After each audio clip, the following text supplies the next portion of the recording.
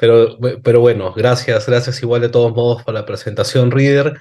Y empecemos con la sesión, que el tiempo nos va a quedar corto. Vamos a hacer magia para meter en una jornada de 2 horas lo que normalmente deberíamos realizar por lo menos en 3 o 4 sesiones.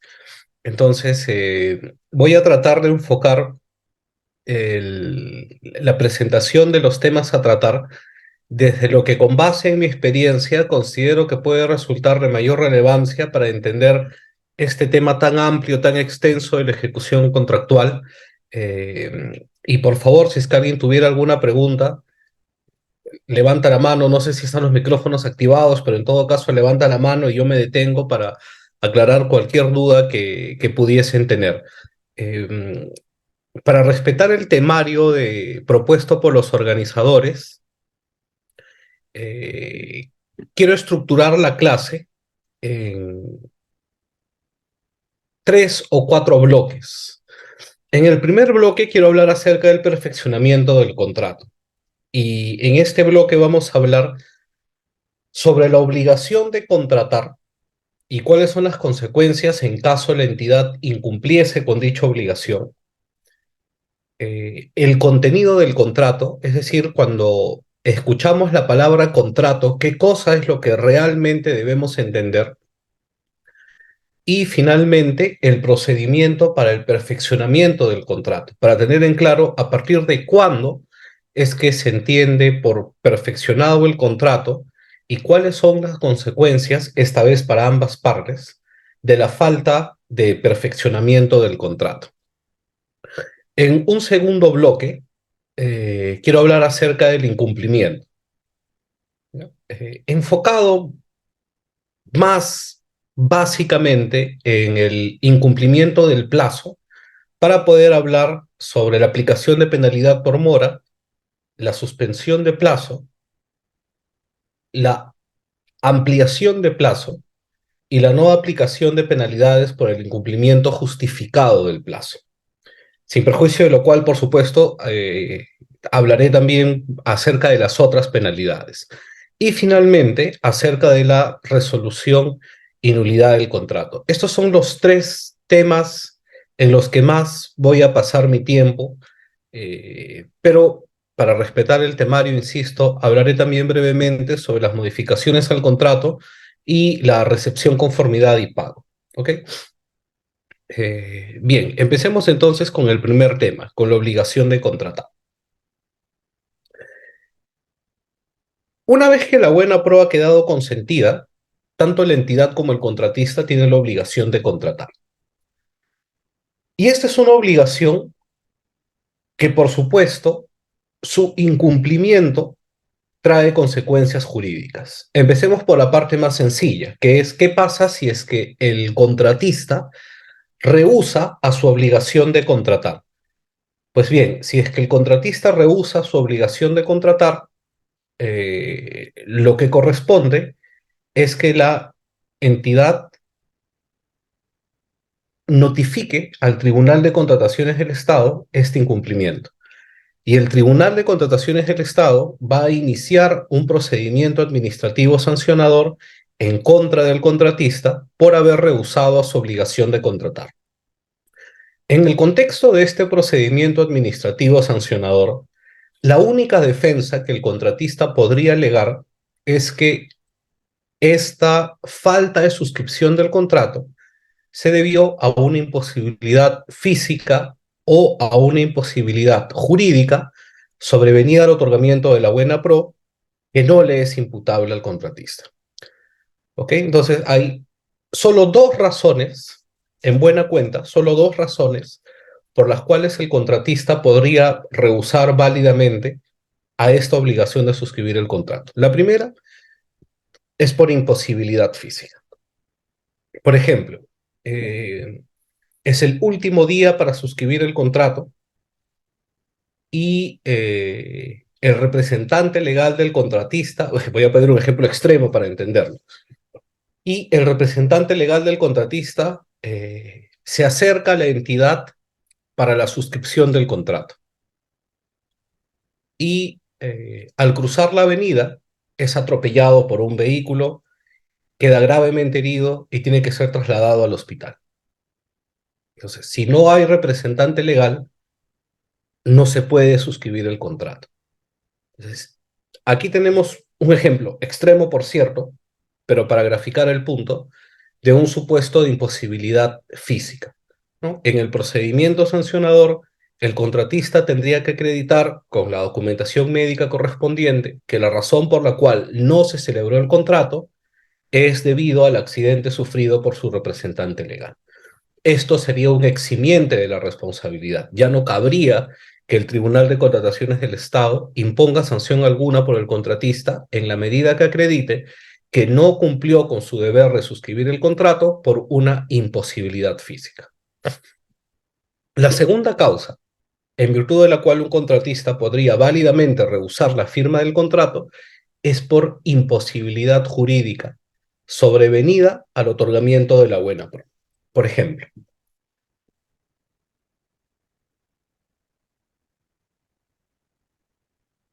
listo. Eh, Si estamos en este punto, ya lo deben haber estudiado. La normativa de contrataciones del Estado establece una lista de impedimentos para contratar con el Estado. Establece una lista de impedimentos para contratar con el Estado. Por ejemplo, ¿quiénes no pueden contratar con el Estado? Dentro de una región, el gobernador regional y los consejeros regionales. Y este impedimento se extiende para aquellas personas jurídicas cuyos integrantes o directivos sean en la región el gobernador regional y los consejeros regionales. Pues bien, esta persona jurídica, esta empresa, ganó la Buena Pro quedó consentida y por tanto tiene la obligación de contratar. Pero en ese interín, su gerente general, quien había quedado como accesitario de un consejero regional por razón de vacancia, asume el cargo de consejero regional titular. Ah, entonces ha surgido un impedimento para que esta persona jurídica contrate con el Estado, porque su gerente general ahora es consejero regional y por tanto esta empresa ya no puede contratar dentro del ámbito de la región en la cual su gerente general ha accedido al puesto de consejero regional. Y por tanto, en este supuesto, por haberse configurado un impedimento para contratar con el Estado, ha surgido entonces un supuesto de imposibilidad jurídica que habilita al postor ganador de la Buena Pro a rehusar su obligación de celebrar el contrato.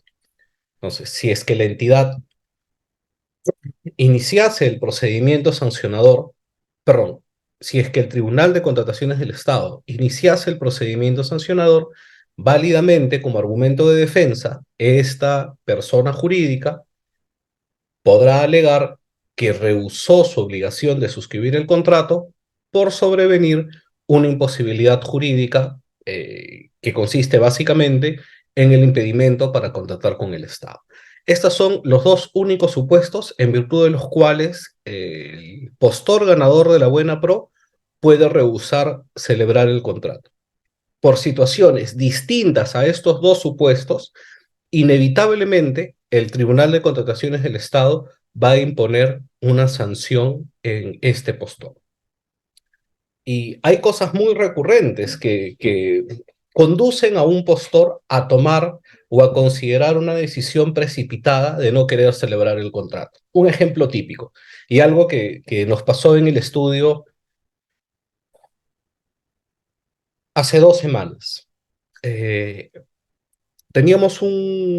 llegó un cliente que se había presentado a, a una licitación pública con un monto bastante considerable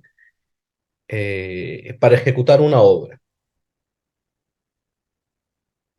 Lamentablemente, y por estas cosas que pasan con bastante frecuencia cuando se contrata con el Estado, el- este empresario había adelantado una conversación con un alto funcionario de la entidad para hacerle notar que en las bases del procedimiento no se había contemplado la posibilidad de que en vez de garantía por adelantos, se pueda celebrar un fideicomiso para la administración de los flujos a desembolsar por concepto de adelanto de materiales y adelanto directo.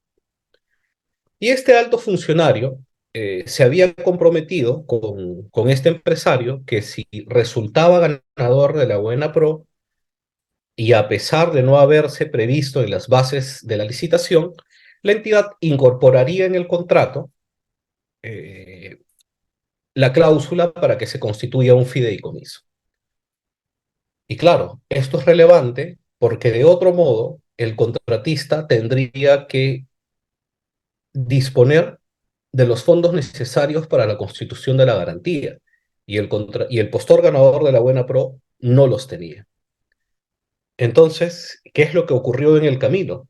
Este alto funcionario fue cesado por la entidad y su reemplazo, obviamente, no conocía de este acuerdo, lo desconoció y cuando a pedido del cliente nosotros presentamos a la entidad formalmente una carta solicitando que se constituya el fideicomiso, la entidad lo denegó.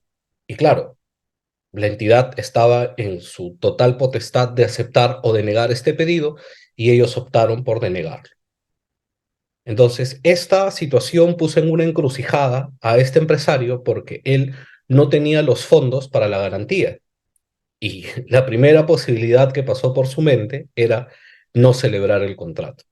Claramente le advertimos de que esta era una razón de orden financiero que no se encontraba dentro de los supuestos que lo habilitaban a rehusar su obligación de suscribir el contrato y le advertimos que si no suscribía el contrato con la entidad se exponía a una sanción en el Tribunal de Contrataciones del Estado. Felizmente se pudo conseguir un financiamiento y persuadimos a nuestro cliente de que lo tome y cumpliera con su obligación de suscribir el contrato con la entidad para evitar la sanción en el tribunal. ¿Okay? Entonces, siempre habrá más de una razón por la cual el postor ganador de la Buena Pro se verá tentado a no celebrar el contrato. Insisto, son solo dos las razones que lo liberan de esta obligación: imposibilidad física o imposibilidad jurídica. Ambas a condición de que sean sobrevenidas al otorgamiento de la Buena Pro y que no le sean atribuibles al postor ganador de la Buena Pro. En supuestos distintos a estos, irremediablemente, el postor ganador de la Buena Pro rehúse a su obligación de suscribir el contrato, traerá como consecuencia una sanción por parte del Tribunal de Contrataciones del Estado. Y hasta aquí por parte del postor ganador de la Buena Pro. Ahora por parte de la entidad. Y aquí hay que tener mucho cuidado de cuáles son los supuestos que habilitan a que la entidad rehúse con su obligación de celebrar el contrato con el postor ganador de la Buena Pro. Puntualmente es, uno, por razones de recorte presupuestal correspondiente al objeto materia del procedimiento de selección. Claro, recuerden ustedes que para convocar un procedimiento de selección, uno de los requisitos que establece la norma es contar con la disponibilidad presupuestal. Es decir, para poder convocar el procedimiento, debe haber un fondo en el presupuesto de la entidad relacionado a ese procedimiento de selección que se va a convocar, destinado específicamente para ese procedimiento que se va a convocar. Entonces, cuando la norma habla de recorte presupuestal, no habla de un recorte presupuestal en términos generales, sino de un recorte presupuestal que afecte directamente a ese importe que originalmente estuvo destinado para financiar los pagos asociados a ese procedimiento de selección. Ojo con esto, por ejemplo, ¿cuándo podría presentarse una razón de recorte presupuestal? Digamos, yo tenía un procedimiento de selección para Ya, un servicio de mantenimiento de la sede institucional, ¿no? Del mantenimiento de la infraestructura de la sede institucional. Y sale una norma, un decreto de urgencia que altera la composición de los presupuestos públicos a fin de atender los gastos para la emergencia por el fenómeno del niño. Y dice, ¿no? Todos aquellos presupuestos que hubiesen sido destinados para el mantenimiento de edificios institucionales tendrán que ser reconducidos para la adquisición de maquinaria, combustible y demás gastos necesarios para atender la emergencia causada por el fenómeno del niño. Entonces ahí yo tengo un recorte presupuestal que afecta directamente al presupuesto destinado para el objeto de la convocatoria. Esta situación es el primer supuesto que habilita a la entidad a rehusar su obligación de celebrar el contrato con el postor ganador de la buena fe. Segundo supuesto, por norma expresa. Por ejemplo, se convocó un procedimiento de selección para la adquisición de determinado activo. ¿Ya? Un ejemplo hipotético, un supuesto cualquiera, para la adquisición de camionetas para seguridad ciudadana. ¿Ya? Camionetas para seguridad ciudadana. Se convoca el procedimiento, se presentan los postores, se otorga la buena pro, finalmente la buena pro queda consentida y empieza a correr el plazo para la suscripción del contrato. En ese interín, el gobierno central dicta un decreto de urgencia prohibiendo la adquisición en este ejercicio presupuestal de vehículos automotores. Por X motivo, no importa, pero lo concreto es de que el gobierno nacional dicta un decreto de urgencia prohibiendo la adquisición de vehículos automotores, ¿no? Y señala claramente, ¿no? Prohíbase a las entidades en los 3 niveles de gobierno suscribir contratos cuyo objeto sea la adquisición de vehículos automotores. Listo. Ahí yo tengo una norma expresa que prohíbe la celebración del contrato. Esto es el segundo supuesto en virtud del cual la entidad podría eh, rehusar su obligación de celebrar el contrato con el postor ganador de la buena.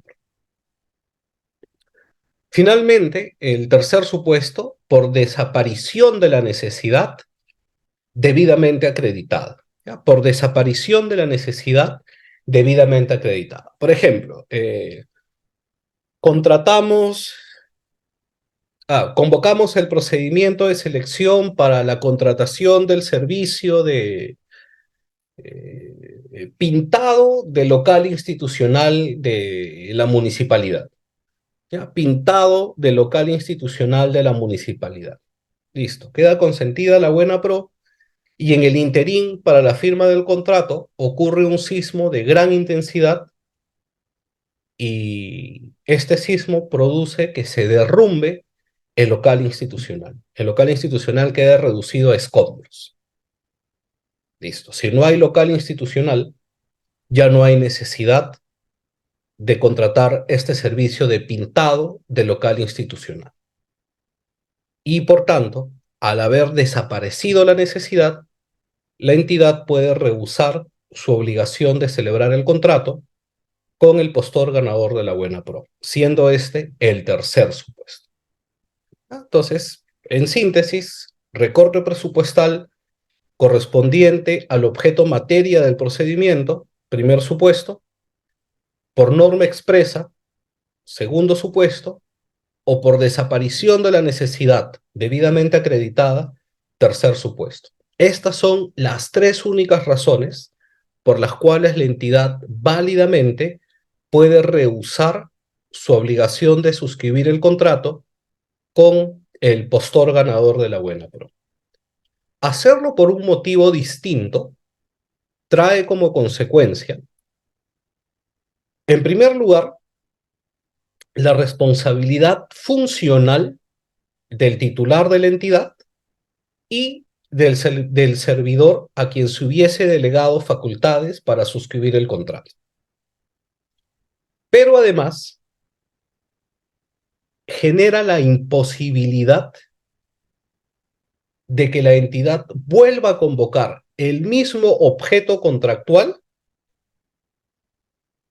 durante el ejercicio presupuestal. Genera la imposibilidad de que la entidad pueda convocar el mismo objeto contractual durante el ejercicio presupuestal. Entonces, estas son las dos únicas consecuencias que se derivan. Claro, hace muchos años, hasta antes del 2012, se preveía además que el Estado tenía que pagarle una indemnización al postor ganador de la buena pro, ¿no? Un resarcimiento que tenía mucha lógica porque participar en un procedimiento de selección no es gratis. Y obviamente, si el contrato no se suscribe, me generas un perjuicio económico, una afectación a una razonable expectativa de utilidad, en fin, pero bueno, esto desde la modificatoria que hubo en septiembre del 2012 fue dejado sin efecto y se ha reducido estas dos consecuencias, ¿no? La responsabilidad funcional del titular de la entidad y del funcionario a quien se hubiese delegado facultades para suscribir el contrato y además la imposibilidad de que la entidad convoque el mismo objeto contractual durante ese ejercicio presupuestal. ¿Okay? Y con esto estamos cerrando el primer tópico relacionado con la obligación de contratar. Me gustaría detenerme a ver si alguien tiene alguna pregunta sobre este tema. Excelente, doctor Renzo. Estimados participantes, si tendrían alguna pregunta, pueden levantar su manito y realizan su pregunta referente a este punto. Y si no, seguimos con la sesión. Si ya saben la modalidad, levantan su manito, como lo estoy haciendo en estos momentos, pero eso sí, teniendo siempre activo su cámara para que nuestro docente sepa a quién se está dirigiendo, no solamente a un audio. Por favor, sí, estimado Martín, si puedes activar tu cámara, sería perfecto. Listo, Martín, ¿cómo estás? Qué gusto saludarte. Ahora sí, ¿puedes activar tu audio? Listo, Martín, bienvenido. Nuevamente, Martín, ¿apagaste tu cámara?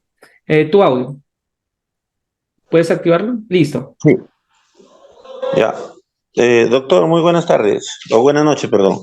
Hay un tema que en el tema de contrataciones del Estado ven una situación referente al tema justamente del fideicomiso y, y de las obras para las pequeñas y microempresas. De acuerdo al reglamento de contrataciones del Estado, a la ley de contratación del Estado, dice que 60 días. Un análisis ahí, ¿no? De 60 días, si la obra es por 60 días, te pueden hacer la retención del 10% correspondiente que quede como garantía de ese contrato.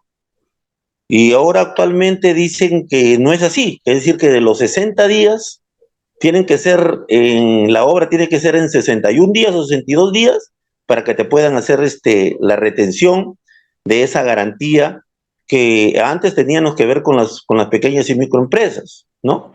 Y lo otro también es acerca del fideicomiso, de que si no está en las bases del proceso, automáticamente no podría ser exigido después del contrato, después de las bases para firmar contrato, porque en relación al fideicomiso, yo lo entiendo de que es un dinero que tiene que solicitarlo para que el contratista lo ponga con garantía y sea administrado por la entidad y el contratista. En esa parte quisiera que nos ampliara un poquito, doctor, porque hay otras versiones que dice que el fideicomiso es una garantía que te lo descuentan de las valorizaciones la entidad y que es manejada tanto por el contratista como la entidad y los dos se ponen de acuerdo para poder realizar las compras.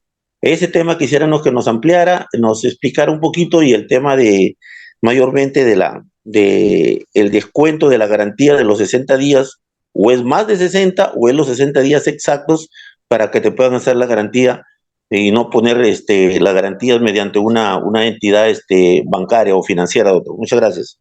Ok, a la primera pregunta, lo que la norma dice es que el plazo de ejecución tiene que ser de al menos 60 días y que involucre el pago de al menos dos valorizaciones. Eso es lo que dice la norma.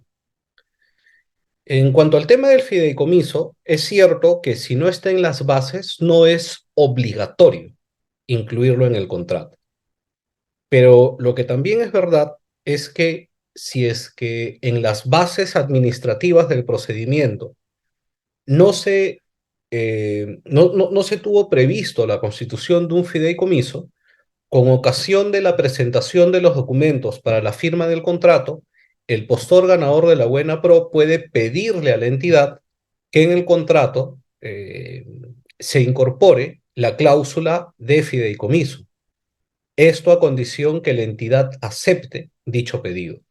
Por tanto, si bien no es obligatorio, el postor ganador de la buena pro puede pedirlo y ya quedará en manos de la entidad si acepta o no dicho pedido. Si no lo acepta, la entidad está en todo su derecho y frente a esa decisión es poco o nada lo que el postor ganador de la buena pro puede hacer porque es una facultad discrecional de la entidad. O sea, no hay una obligación legal para que la entidad acepte. Y claro, alguien con una línea de pensamiento bastante más audaz puede decir, sí, pero esto es una decisión con posterioridad al otorgamiento de la buena pro y por tanto susceptible de ser impugnada a través de recurso de apelación ante el Tribunal de Contrataciones del Estado.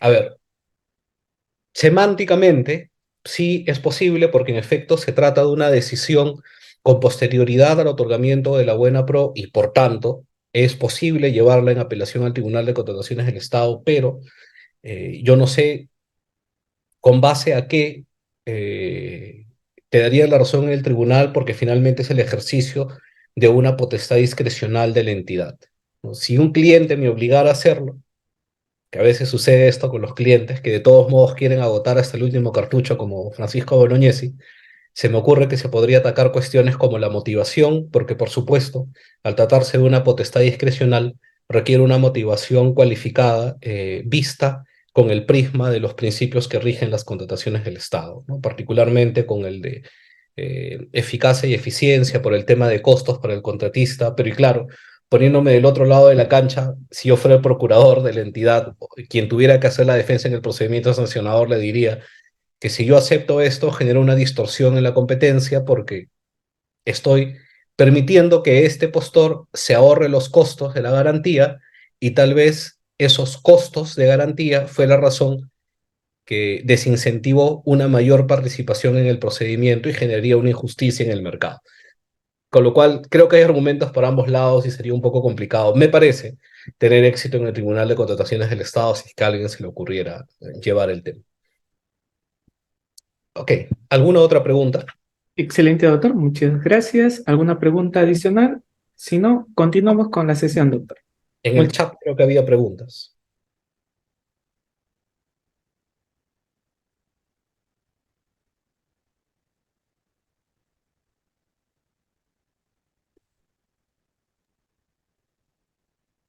No, doctor, no, no tenemos ninguna aquí en el registro. Solamente buenas noches, doctor, buenas tardes. Hay una señorita Angélica Alarcón que pregunta, enriquecimiento sin causa, ¿cuándo aplico?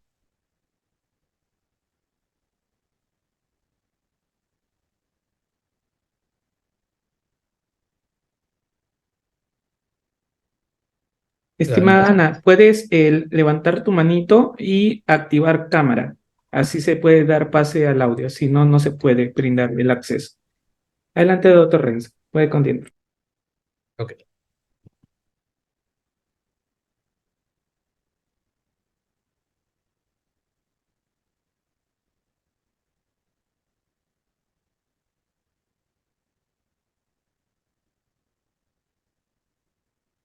Ok, en este segundo bloque quiero hablar acerca del contenido del contrato. En el artículo 138 del reglamento, pero A ver, o sea, la idea no es leer todo el artículo, ¿no? Porque nos descargamos el reglamento y ahí está la información. Quiero referirme específicamente al numeral 138.1. ¿Ya? Cuando escuchamos la palabra contrato, en realidad, ¿a qué nos estamos refiriendo? Eh, Dice el numeral 138.1 que el contrato está conformado por el documento que lo contiene, es decir, este papel al que normalmente llamamos contrato, ¿no? Dos, los documentos del procedimiento de selección que establezcan reglas definitivas, como por ejemplo las bases integradas. Tres, la oferta ganadora y los documentos derivados del procedimiento de selección que establezcan obligaciones para las partes. Ojo con esto, porque es bastante importante entender a cabalidad cuál es la extensión de la palabra contrato. El documento que lo contiene, los documentos del procedimiento de selección que establezcan reglas definitivas, la oferta ganadora y todo otro documento derivado del procedimiento que establezca obligaciones para las partes. Y aquí yo quiero contarles de un caso que tuvimos en el estudio en el 2022. ¿Ya? Era sobre la aplicación de otras penalidades en la ejecución de un contrato de prestación de servicios. Se había pactado un catálogo de 20, 25 otras penalidades. Se había establecido los supuestos para que dichas penalidades sean aplicadas. Se había establecido además cómo se verificaría dicho supuesto, generalmente con un informe de la supervisión del servicio, y se había establecido la cuantía para cada una de estas 25 penalidades. Y se los voy a poner con pelos y señales para que entiendan la trascendencia de este concepto de contrato. Había una penalidad, a ver, había una obligación contractual, era un servicio de toma de lecturas, ¿no? El cliente del estudio era una EPS, una entidad prestadora de servicios de agua potable, y el servicio contratado era un servicio, entre las obligaciones del contratista, era hacer la toma de lectura de los medidores. ¿Ya? Era hacer la toma de lectura de los medidores. Mensualmente tenía que hacer no sé cuántos cientos de miles de lecturas, registrarlas en un sistema informático, y la penalidad consistía en que si la entidad abría el aplicativo en una fecha determinada y para determinado medidor no se había registrado la lectura, o la lectura se había registrado con error, porque claro, la entidad hacía las verificaciones de lectura con el contratista, pero aleatoriamente lo corroboraba con verificaciones de lectura que la propia entidad hacía. Entonces, el supuesto de penalidad consistía en que si a determinada fecha del mes la entidad entraba al aplicativo para determinado medidor, no se había registrado la lectura o la lectura se había registrado con error. Y se aplicaba una penalidad por cada error, ¿ya? Una penalidad por cada error que, si es que la memoria no me falla, ascendía a más o menos 400 soles por cada error. ¿Ya? 400 soles por cada error. Entonces, bueno, se convocó el procedimiento de selección en esos términos. Como era un concurso público por el monto, hubo un espacio para consultas y observaciones a las bases. En este interín, inclusive, se elevaron las bases al OCE. El OCE emitió un eh, pronunciamiento señalando de que las bases tenían algunos aspectos para mejorar, pero otros sí habían sido elaborados conforme a la normativa de contrataciones del Estado, entre ellos esta cuestión de las otras penalidades. Con ocasión de resolver la elevación, el OCE validó que las otras penalidades habían sido construidas de conformidad con las exigencias previstas en la normativa de contrataciones del Estado. Se publicaron las bases integradas, se presentaron las propuestas y finalmente hubo un postor ganador de la Buena Pro con quien la entidad celebró el contrato.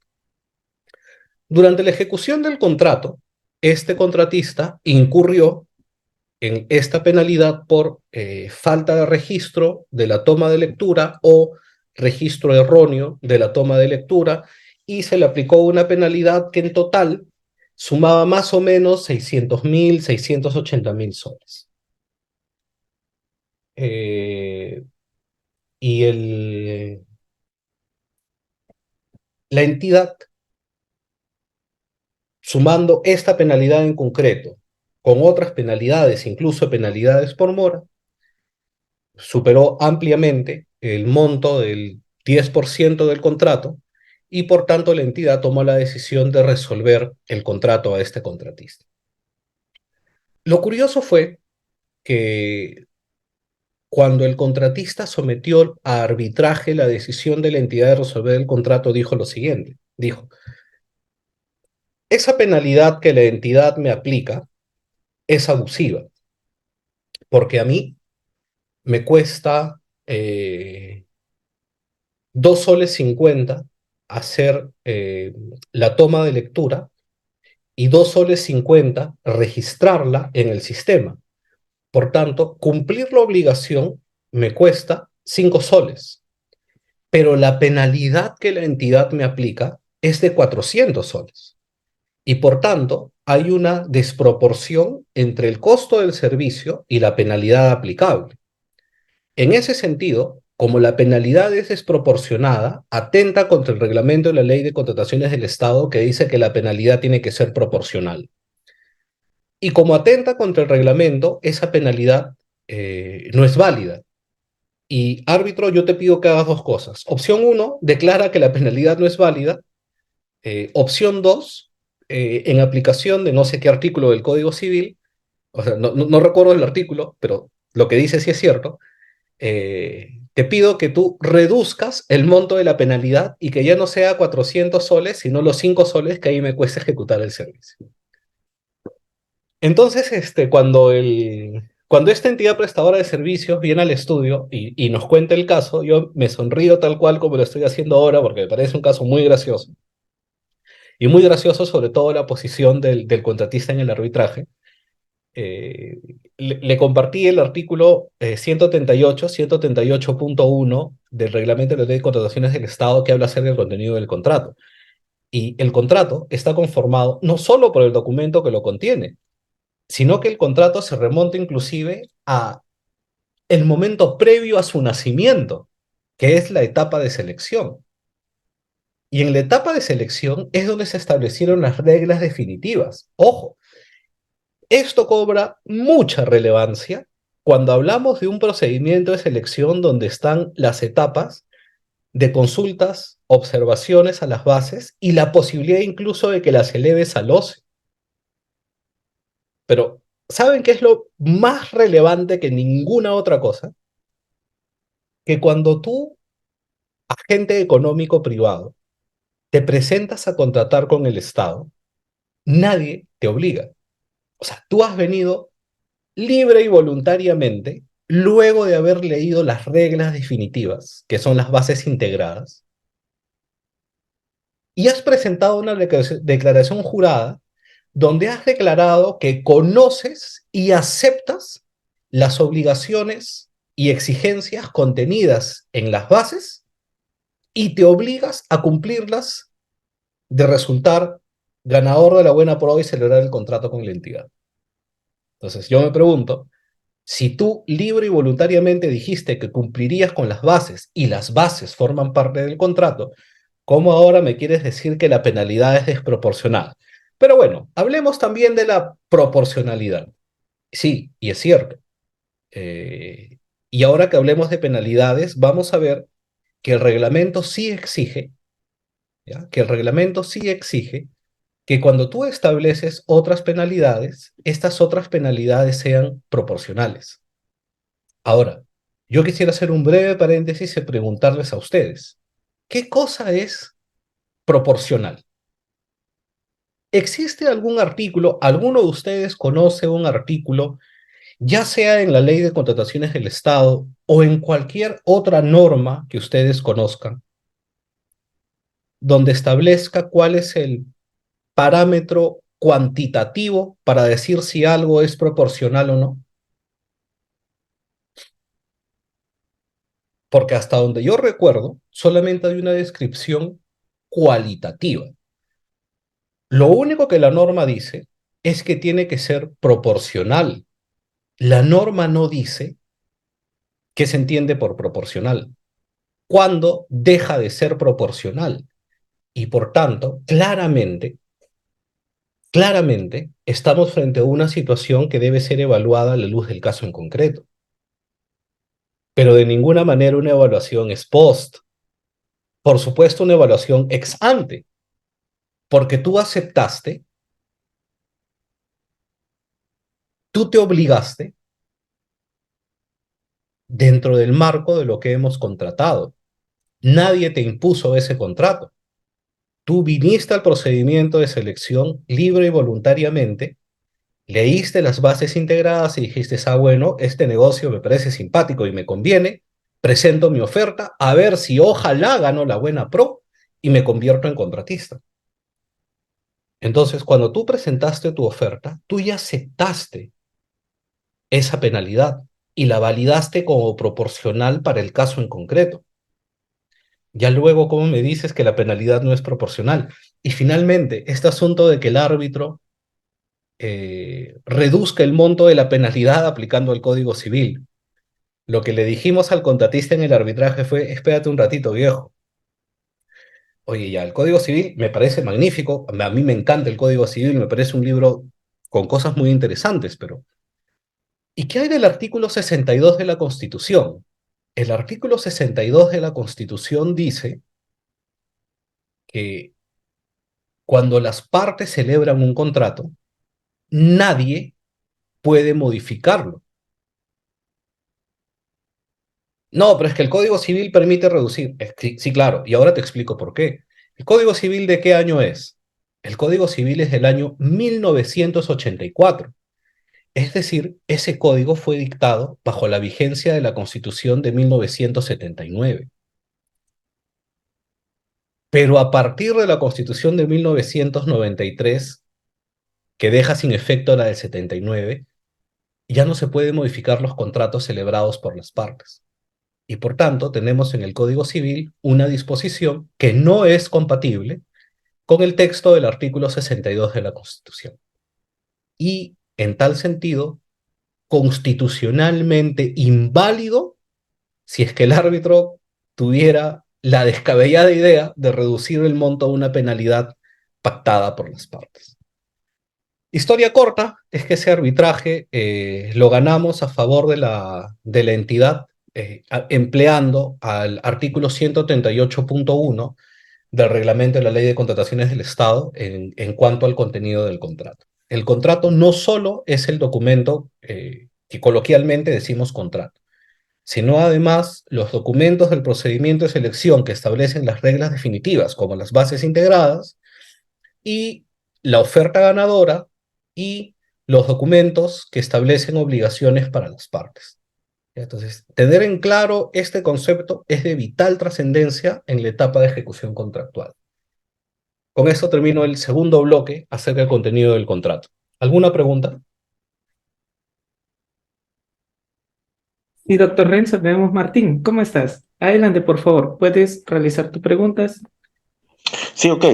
Doctor, lo estamos escuchando detenidamente. En el tema de la proporcionalidad, a veces la entidad que nombra un comité de selección de un proceso, a veces cuando uno hace las observaciones, doctor, ese tema de proporcionalidad, de equidad, de acuerdo al reglamento estipulado en la Ley de Contrataciones del Estado, ese comité no lo hace valer, ¿no? Nos pone, se acoge o nos pone, se acoge parcialmente. Y quiero hacerle una pregunta, doctor.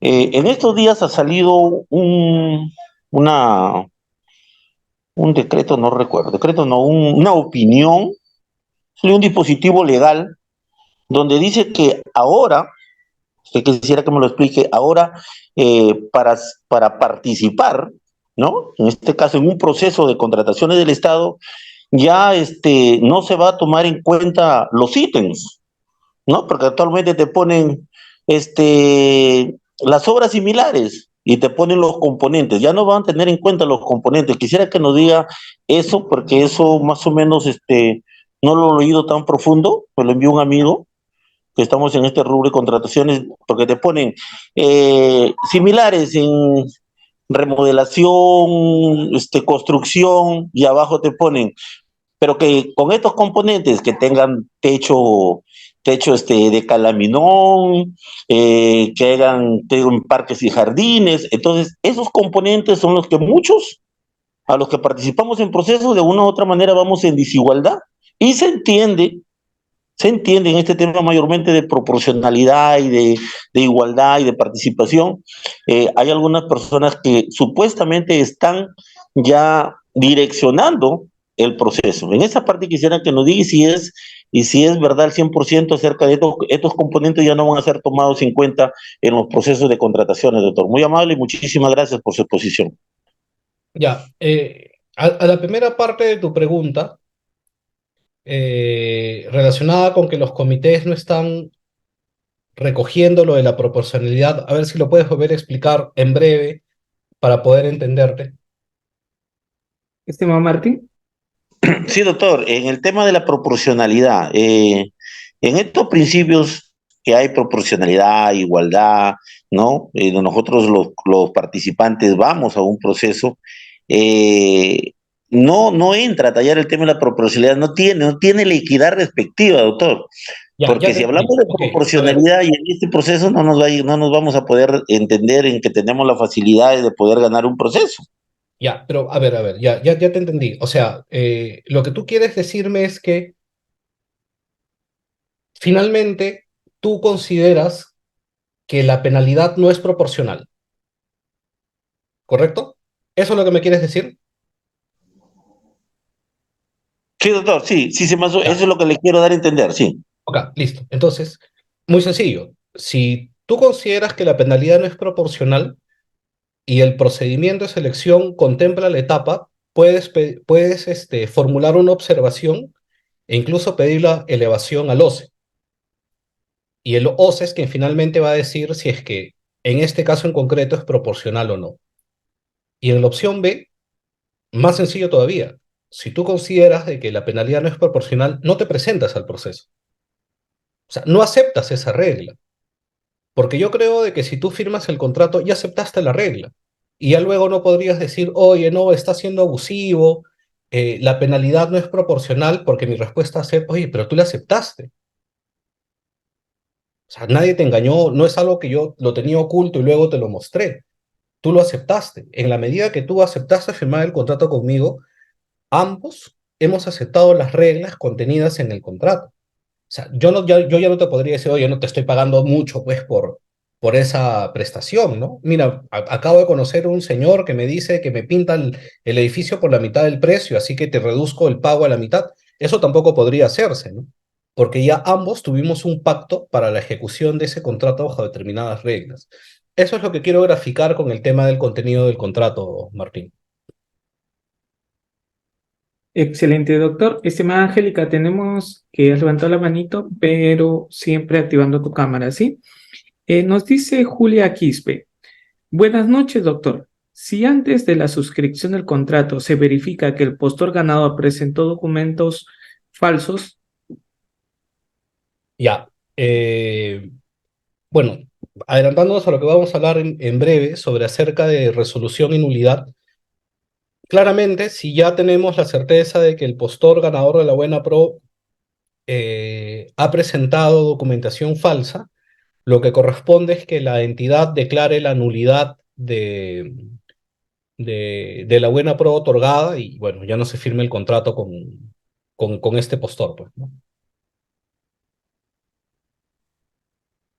Excelente, doctor. Tenemos a Gumercinda. Doctor, buenas noches. En caso de terceros, ¿cómo son los contratos? Gracias. Mm, no tengo idea a qué se refiere con terceros.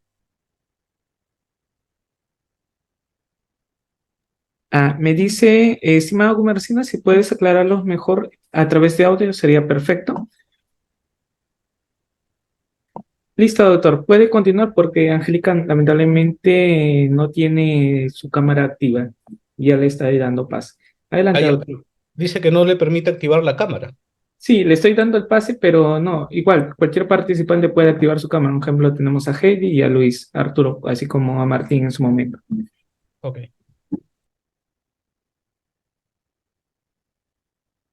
Listo. Entonces, en este bloque quiero hablar sobre los plazos para el perfeccionamiento del contrato. Quiero hablar sobre los plazos para el perfeccionamiento del contrato. Ya. Eh,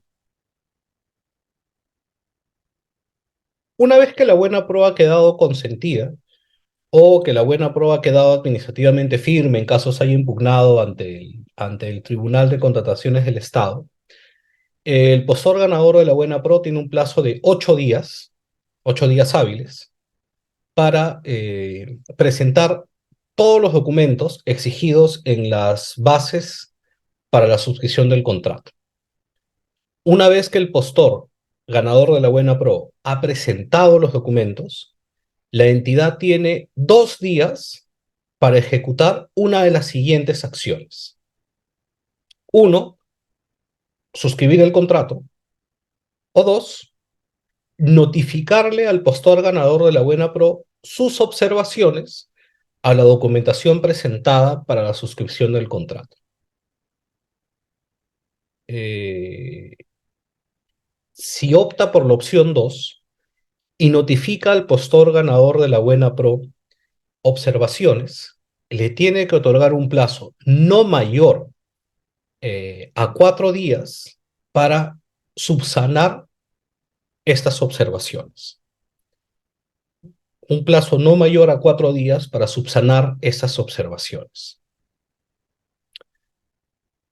Una vez subsanadas las observaciones, la entidad tiene un plazo máximo de 2 días para suscribir el contrato. ¿Ya? Esto, en términos generales, es el procedimiento para la suscripción del contrato. Ahora, ya hemos visto, ya hemos visto que tanto la entidad como el postor ganador de la buena pro tienen la obligación de celebrar el contrato. Si es que el contrato no se suscribe por causa imputable al postor dentro de este plazo, es decir, si el postor ganador de la buena pro no presenta los documentos dentro de los 8 días, o si habiéndolos presentado no se acerca a suscribir el contrato dentro de los 2 días de presentados o de subsanadas las observaciones a los documentos, pierde automáticamente la buena pro.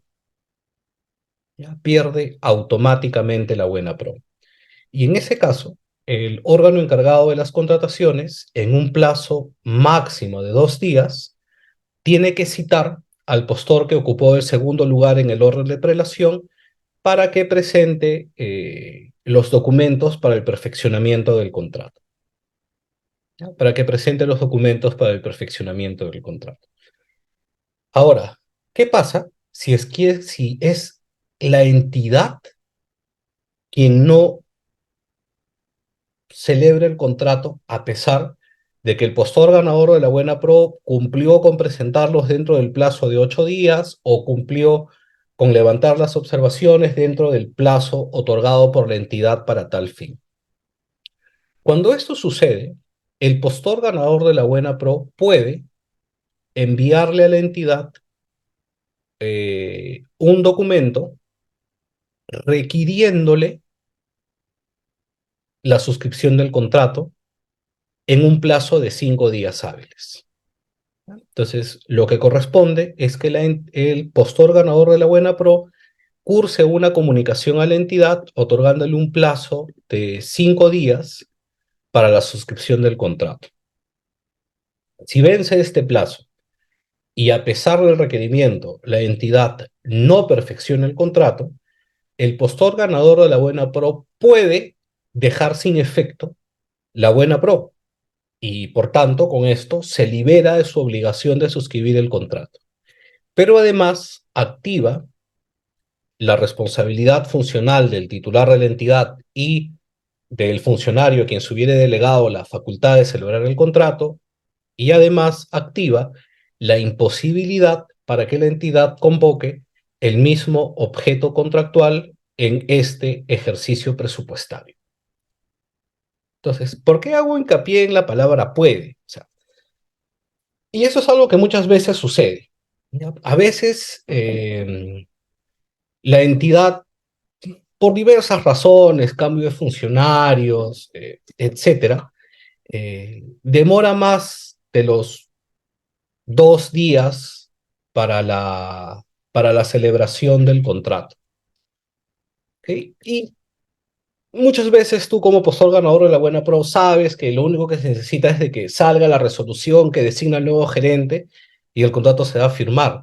Por eso es que el mandarle la carta otorgándole el plazo de 5 días y al vencimiento del plazo comunicarle tu decisión de dejar sin efecto la buena pro es facultativo. O sea, el postor ganador de la buena pro no está obligado a ejecutar estas acciones. Es simplemente una facultad. A veces, en el caso en concreto, lo que corresponde es simple y llanamente que esperes con paciencia y finalmente logre suscribir el contrato. Entonces, en buena cuenta, el activar o no este mecanismo de cursarle la comunicación a la entidad, requiriéndole para que en un plazo de 5 días firme el contrato y en caso no lo haga, comunicarle tu decisión de dejar sin efecto la buena pro, es una situación que siempre hay que tomar con pinzas y evaluarla a la luz del caso en concreto para ver si es que vale la pena o no activar esta herramienta, ¿no? De utilizar esta herramienta.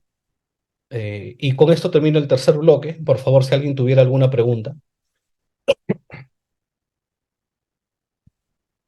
Muy bien, doctor Renzo, muchas gracias.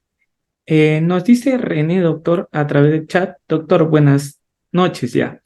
En caso de una contratación de bienes aprobados en los analíticos del expediente técnico, el precio unitario está considerado en la bolsa del cemento 28 soles, pero el área de contrataciones otorga la buena pro por 30 soles en la bolsa. Tomando en cuenta el precio unitario del expediente técnico, ¿se consideraría adquisición sobrevalorada del bien? Gracias. Ya, es que yo entiendo que en principio no se puede otorgar la buena pro por un monto distinto al aprobado en el expediente técnico, porque el presupuesto de obra, que es el valor referencial en una contratación de obra, es el que sale en el presupuesto del expediente técnico. Pero hay que recordar que en el caso de obra se puede contratar hasta por encima del 10%, o sea, hasta el 110% del monto convocado. Entonces, habría que ver pues si esa diferencia se encuentra de este margen del 10% que el propio reglamento permite, con lo cual no habría por qué entender que se trata de una sobrevaloración.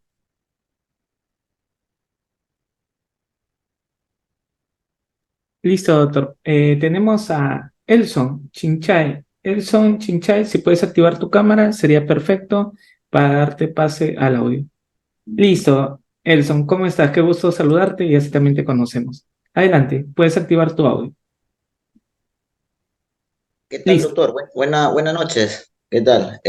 Sí, justamente eh, leyendo justamente el reglamento, ¿no? Lo que nos está explicando usted con respecto a los plazos y procedimientos, ¿no? Para el perfeccionamiento del contrato. Bueno, le voy a contar una experiencia, bueno, que estoy pasando ahorita, ¿no? He ganado una supervisión, tenía plazo, ¿no? Justamente para suscribir, para entregar mi, mi, mi documentación, ¿no? Con fecha 6 hasta el 4 de diciembre. ¿correcto? Y la entidad tiene 2 días, de acuerdo al reglamento, ¿no? De acuerdo al reglamento, tiene 2 días. Entonces, han pasado 2 días, es decir, que yo tenía que firmar contrato el día martes 5, ¿no? Pero ellos hasta el momento no se han pronunciado. Y por lo tanto, yo también he ingresado un documento, ¿no? Solicitando la suscripción del contrato de acuerdo, ¿no? Al artículo 141, ¿no? Y dándole 5 días, justamente, ¿no? Pero hasta el momento tampoco no se han pronunciado. Bueno, está en la fecha, ¿no? Ellos tienen plazo hasta el día martes, ¿no? Pero no hay ningún documento que la entidad me haya cursado con respecto a si hubiera alguna observaciones, ¿no? Con respecto a la documentación que se ha presentado, ¿no? Para la suscripción del contrato. Es tema ya, como le digo, es tema político también, ¿no? Que manejan ellos por una cierta razón, ¿no?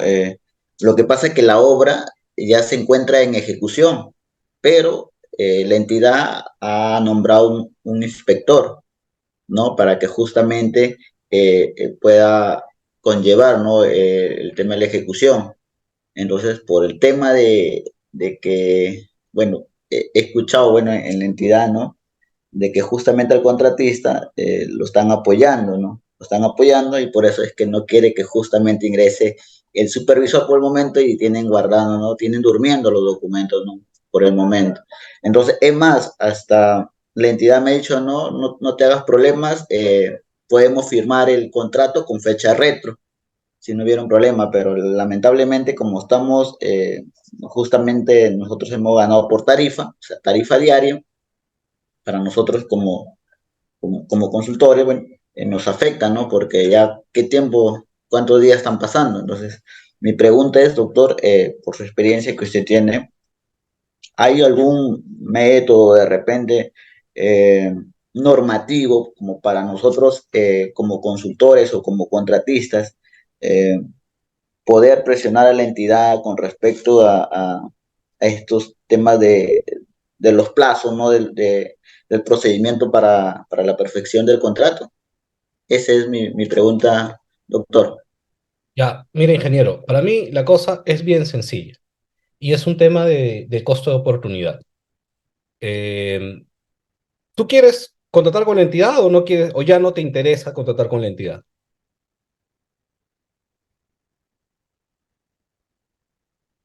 Estás sin audio. Estimado Elson, ahí Sí, está. sí, sí, doctor, sí, sí me interesa firmar justamente contrato con la entidad, pero la entidad es Ya, como segunda que, pregunta. ¿Y estás dispuesto a pelearte con la entidad si es que no firman el contrato o ya si no firman el contrato simplemente agarras tus cosas y te retiras? bueno, eso sería lo último, bueno, No, es que que voy a no es estar lo peleando último, con la entidad porque es lo primero que tienes que saber porque nadie va a una guerra si no sabe si es que va a terminarla.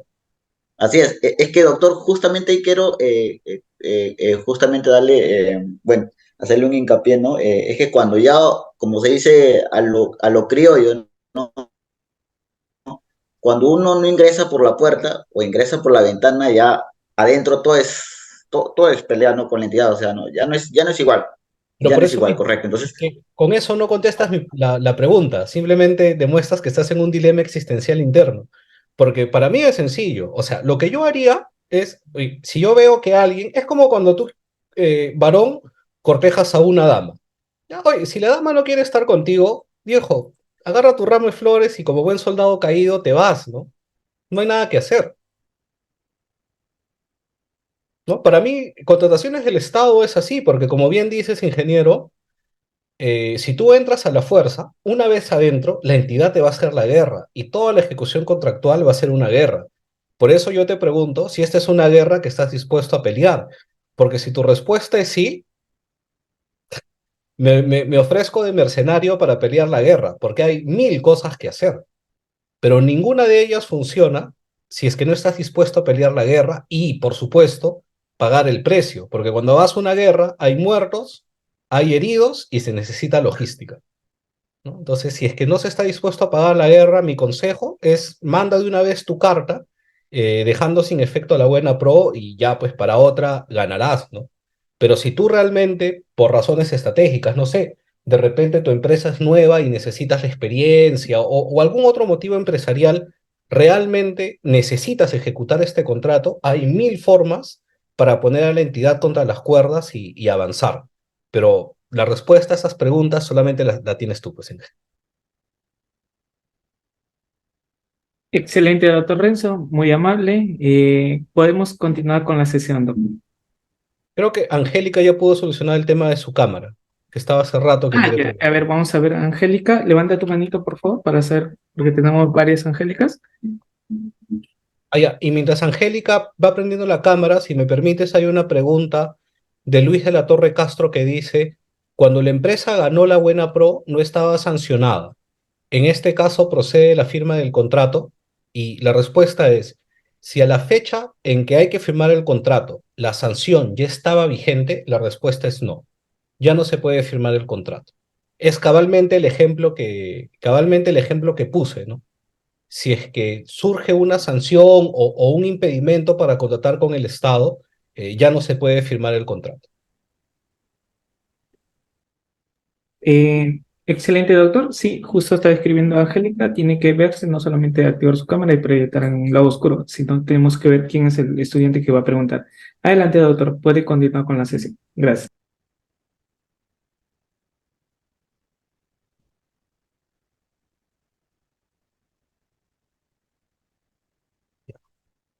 Vamos a entrar al bloque de penalidades.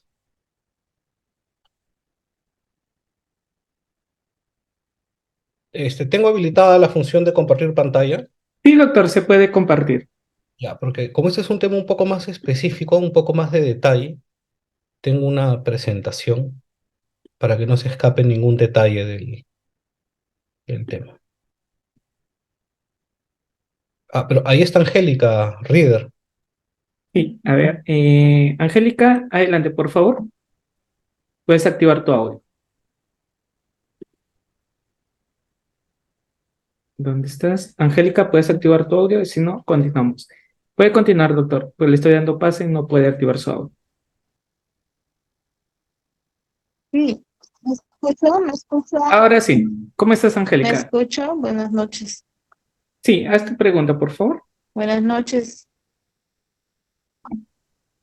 Sí, tenía una consulta respecto sobre sobre el tema o cuándo se aplica el tema de enriquecimiento sin causa, cuando ya hay un contrato firmado por medio, ¿no? Cuando hay un contrato vigente por parte de la entidad.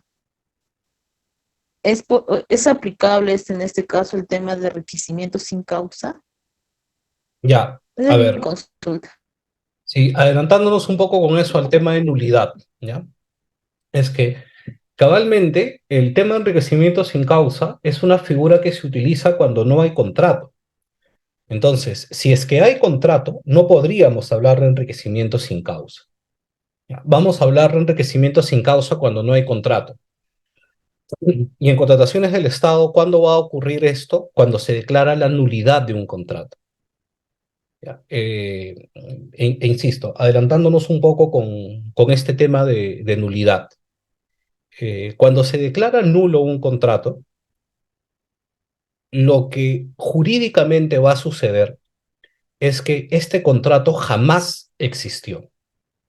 ¿Ya? Nunca existió este contrato. Es como si jamás hubiese existido. Y por tanto, tenemos que resolver el tema de las prestaciones que se hubiesen ejecutado, partiendo de la siguiente premisa. Cuando yo celebro un contrato con el Estado, en virtud del cual ejecuto una prestación a favor del Estado, y como consecuencia de esta prestación, el Estado tiene que pagarme, detrás de toda esta lógica simple y elemental existe un proceso presupuestario que se llama la erogación, ¿no? La erogación de fondos públicos. Es decir, que el Estado va a meter su mano en la caja fiscal, va a agarrar un poco de monedas y me las va a dar en mi mano. ¿Ya? En eso consiste el proceso presupuestario de erogación. Presupuestariamente, para la erogación de fondos públicos, necesariamente se tiene que contar con un título, que es el título de la erogación. O dicho de otro modo, la razón jurídica que justifica la salida de dinero de la caja fiscal.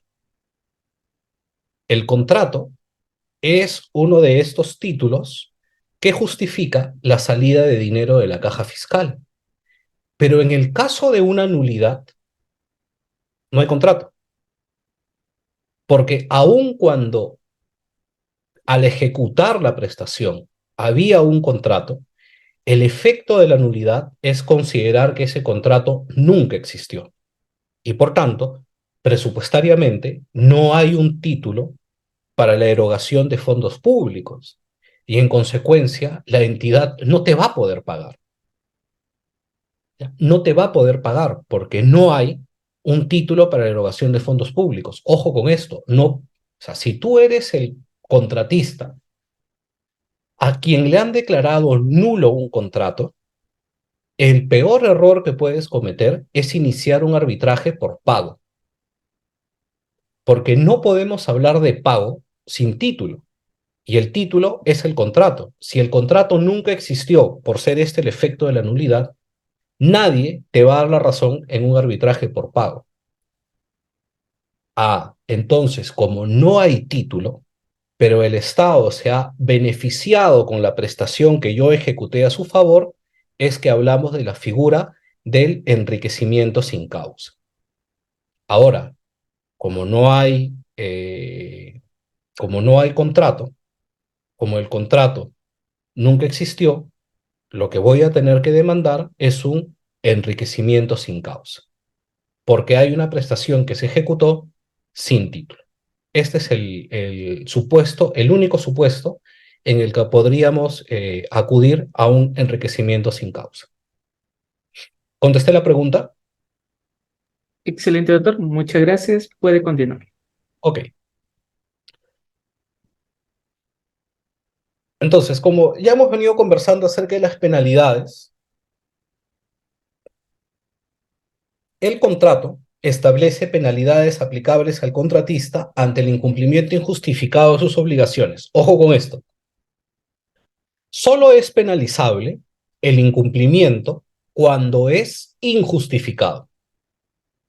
Entonces, siempre el quid del asunto, cuando se discute una penalidad, es ver si el incumplimiento, o sea, primero, si existió incumplimiento y segundo, si el incumplimiento fue injustificado. ¿Ya? Si existió incumplimiento y si el incumplimiento fue injustificado. Y las penalidades tienen que ser objetivas, razonables y congruentes con el objeto de la convocatoria. Estas son las tres características que se debe tener en cuenta cuando la entidad construye una penalidad, ya que sea objetiva, razonable y congruente con el objeto de la convocatoria.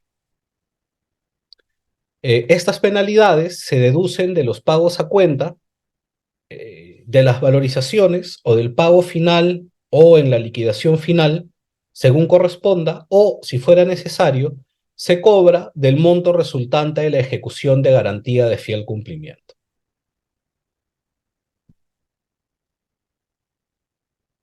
Ok, hablemos de esta primera penalidad, ¿ya? Que es la penalidad por mora. La penalidad por mora se aplica en caso de incumplimiento injustificado del plazo. ¿Ya? La penalidad por mora se aplica en el caso de incumplimiento injustificado del plazo. Por eso, el numeral 162.1 del artículo 162 del reglamento señala que en caso de retraso injustificado. La particularidad que tiene la penalidad por mora es que la penalidad por mora se aplica de forma automática. Es decir, yo como entidad considero que tú incurriste en penalidad, inmediatamente te lo descuento. Ya si la penalidad estuvo bien o mal aplicada, la discutiremos en un arbitraje si tú quieres, pero la norma es clarísima. Ya, clarísima, creo que acá no hay nada que interpretar. La norma dice claramente que la penalidad por mora se aplica de forma automática. Aquí hago una distinción con las otras penalidades, ¿ya? Con las otras penalidades. En cuanto a las otras penalidades, lo único que dice el reglamento es que se debe establecer el procedimiento para su aplicación y lo que acabamos de ver, que la penalidad debe ser pues razonable, objetiva y congruente con el objeto de la convocatoria. Valgan verdades, la norma no dice nada más acerca de esto. Eh, pero les cuento de otro caso que tuvimos en el estudio, donde se discutía la aplicación de otras penalidades en un contrato de obra. Bueno, valgan verdades, el monto de la pena era un contrato de obra de 110 millones de soles. Y el monto de la penalidad era como 70.000 soles. O sea, cuando hablamos con el cliente, yo le dije, 70.000 soles, tú sabes que eso no le va a hacer ni cosquillas a la caja. O sea, no nos afecta en absoluto. Pero si no nos defendemos de esta penalidad, eh, porque la penalidad fue más o menos como que a la mitad de la ejecución del contrato. Si no nos defendemos de esta penalidad, le vamos a dar una patente de corso a la entidad para que abuse de nosotros a lo largo de todo el contrato, ¿no? Había que ponerle un freno a lo que la entidad venía haciendo. Y básicamente, lo que nosotros construimos o sea, construimos la defensa con dos brazos, ¿no? Por un lado, atacamos las cuestiones de fondo de la penalidad, o sea, atacamos que técnicamente no existía incumplimiento porque todas las observaciones que nos había hecho la supervisión de la obra habían recaído sobre trabajos en plena ejecución. Y lo pudimos demostrar porque los asientos donde daban cuenta de las penalidades, casi todos eran entre 11 de la mañana y 12:30 del mediodía, cuando la jornada acaba pues a las 4 o 5 de la tarde. Entonces nos estaban observando trabajos que no habíamos terminado. Pero también hicimos un ataque de forma.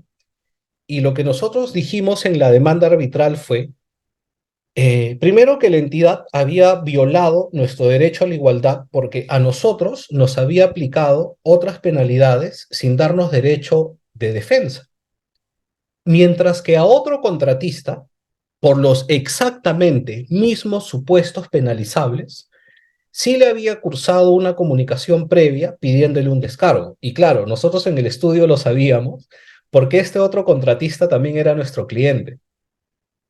Y creo que la entidad no sabía que estos dos contratistas distintos tenían los mismos abogados, pero bueno, inclusive yo en la demanda arbitral de este cliente A le adjunté una copia legalizada de la carta que la entidad le mandó a nuestro cliente B por las mismas penalidades, pero a ellos sí les pedían un descargo y a mi cliente A no se lo pedía. Entonces dije, no, tú has afectado mi derecho constitucional a la igualdad porque me estás tratando distinto que a los demás contratistas. Y segundo, estás afectando mi derecho constitucional al debido proceso porque me estás penalizando sin pedirme un descargo previo. Y la entidad dijo de que la ley de contrataciones del Estado no exige que haya un descargo previo. Y nuevamente volvemos al tema constitucional, ¿no? Oye, si tú eres Estado y en ejercicio de tus facultades exorbitantes me estás penalizando, y es exorbitante porque yo como contratista no te puedo penalizar a ti. Entonces, si es una potestad que la ley solamente ha reservado para ti como Estado, es una potestad exorbitante. Y si en ejercicio de esa potestad tú me estás penalizando, estás ejerciendo una potestad punitiva, o dicho de otro modo, estás ejerciendo el jus puniendi del Estado. No puede haber jus puniendi sin debido proceso. Y me has debido pedir mi descargo, ¿no? Bueno, felizmente en este caso, el tribunal nos dio la razón tanto en la cuestión de fondo, de que era penalidad sobre trabajos en ejecución, pero sorprendentemente, a pesar de haber dicho que teníamos la razón en el fondo, también estableció en el laudo que era un deber constitucional de la entidad respetar nuestro derecho a la igualdad y respetar también nuestro derecho al debido procedimiento, por lo que exhortó que en la aplicación de eventuales futuras penalidades siempre se pide un descargo previo al contratista. Y claro, la ley de contrataciones del Estado y su reglamento no señala claramente este asunto, pero debemos recordar que por encima de cualquier otra norma está la Constitución, como claramente estableció este tribunal arbitral al darnos la razón en cuanto a la aplicación de las otras penalidades.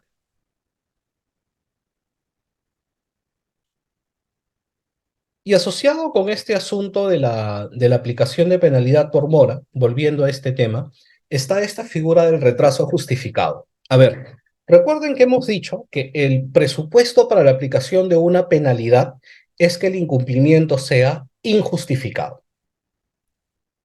Por tanto, cuando el incumplimiento es justificado, no sería legalmente válido que se aplique una penalidad, porque la penalidad, cualquiera sea, ya sea penalidad por mora o otra penalidad, no importa, cualquiera sea la penalidad, solo se puede aplicar cuando el incumplimiento es injustificado.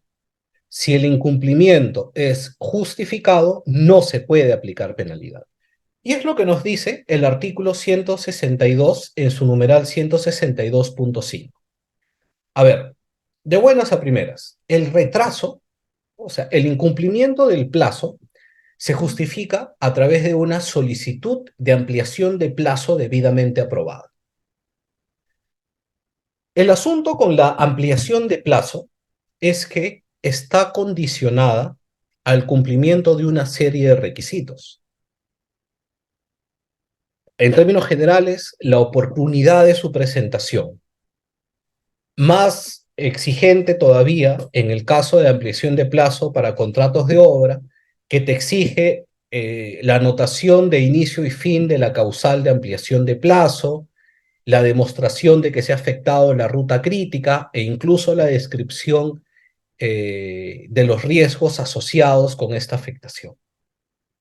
Entonces, como la ampliación de plazo es una cuestión bastante formal, puede darse el caso que el contratista tenga la razón de fondo, pero por el incumplimiento de un requisito de forma, se le deniega la solicitud de ampliación de plazo. En estos casos, puede usar residualmente esta figura del numeral 162.5 del artículo 162 del reglamento, que señala que adicionalmente se considera justificado el retraso, es decir, en adición a la solicitud de ampliación de plazo, se considera justificado el retraso y en consecuencia no se aplica penalidad cuando el contratista acredite de modo objetivamente sustentado que el mayor tiempo transcurrido no le es imputable. Entonces el contratista diría, ok, tu entidad me has denegado mi ampliación de plazo porque yo he incumplido un requisito de forma en la tramitación de la solicitud.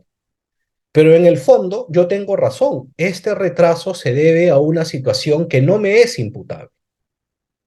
Entonces en este caso la entidad calificará el retraso como justificado y en consecuencia no aplicará penalidad por mora al contratista. ¿Cuál es la diferencia entre la justificación del retraso y una ampliación de plazo? Que en la ampliación de plazo el contratista tiene el reconocimiento de los mayores gastos generales en los que hubiese incurrido. En la calificación del retraso como justificado, no. Simple y llanamente va a lograr que la entidad no le aplique la penalidad, pero la entidad no va a estar obligada a reconocerle ningún concepto económico relacionado con ese retraso.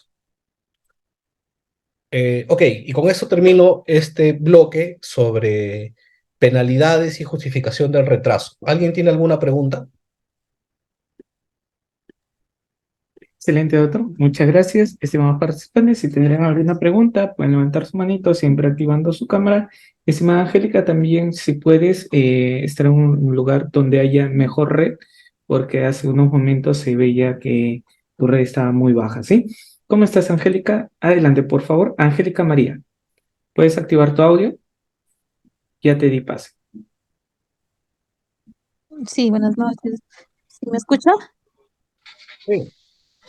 ¿Me llega a escuchar? Buenas noches. Sí, Angélica, Sí, adelante.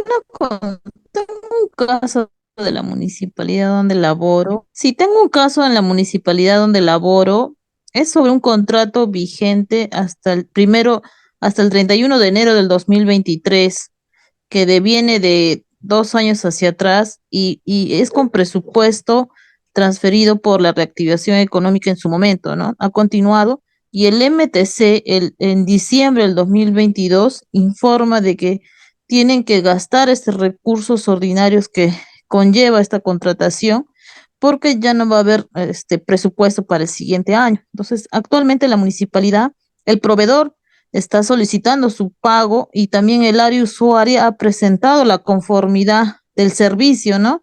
Que corresponde al mes de enero. Valorizaciones de pago de diciembre y también de enero. En este caso, como ya la fuente de financiamiento se revertió, con la cual inicialmente firmaron contrato, en este caso nosotros estamos asumiendo, ¿no?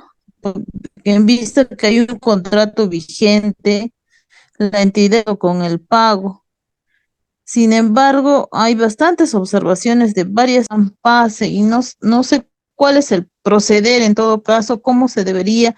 Por eso le preguntaba si se aplicaba quizás en el tema de requisimiento sin causa, perjudicando en este caso al proveedor, o qué acciones, no sé cómo haríamos para poder también de alguna manera responder, ¿no? Con este contrato vigente. No sé si de alguna manera ha podido orientar. Es que si no tienen fondos, no tienen cómo responder, pues. Es un tema netamente presupuestal, Angélica. Si no tienen fondos, no van a tener cómo responder. Estimado Víctor, adelante, ¿ibas a realizar una pregunta? Sí, puedes activar tu audio. Estimado Víctor, ¿puedes activar tu audio? Sí, te estoy dando pase para que actives tu audio. Así como has activado tu cámara, mano izquierda encuentras audio. Adelante, doctor, puede continuar.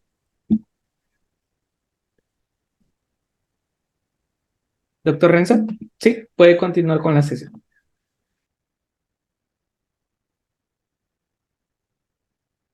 Ya. Vamos a hablar entonces ahora de la suspensión de plazo, ya que es otra figura relacionada con el plazo de ejecución.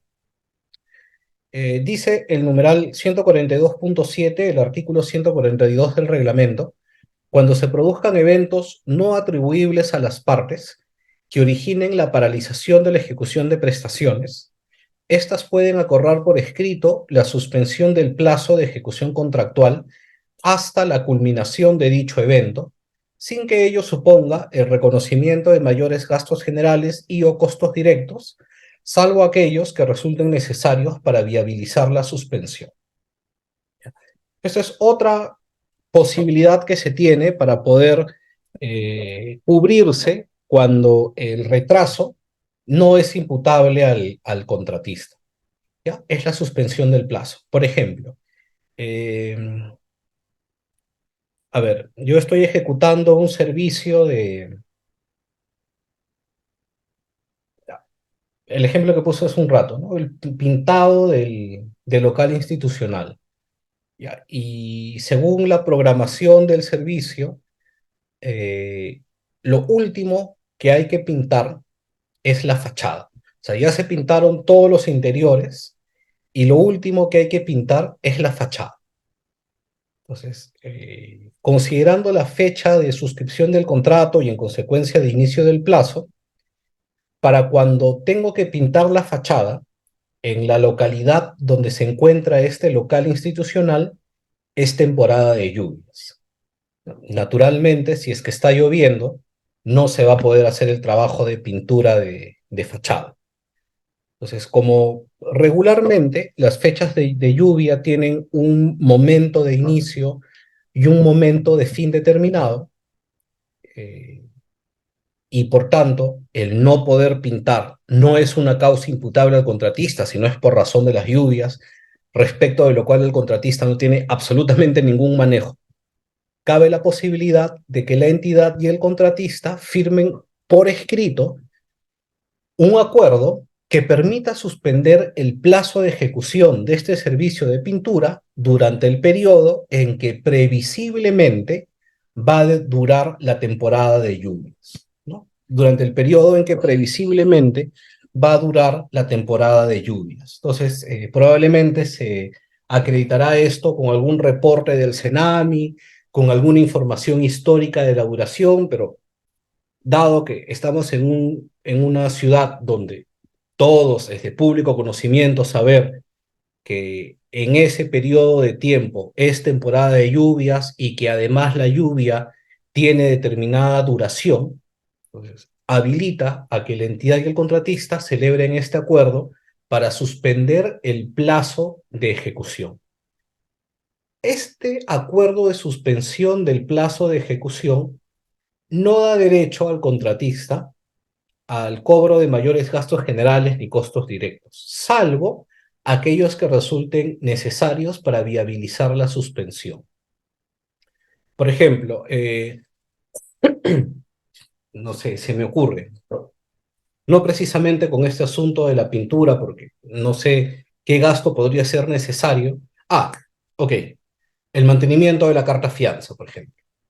Ya, como yo tenía prevista que mi carta fianza iba a durar, no sé, 5 meses, pero como estoy haciendo este acuerdo de suspensión por 2 meses, estos 2 meses yo no los tenía previstos en mi presupuesto y como es necesario mantener la carta fianza por estos 2 meses adicionales, ya, sí puedo pedirle a la entidad que me reconozca como gasto general el mantenimiento de la carta fianza.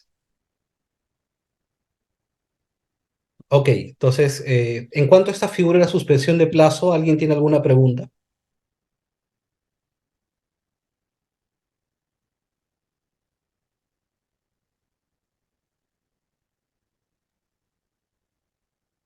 Estimada Livia, muy buenas noches. Por favor, siempre activando su cámara para darles pase al audio.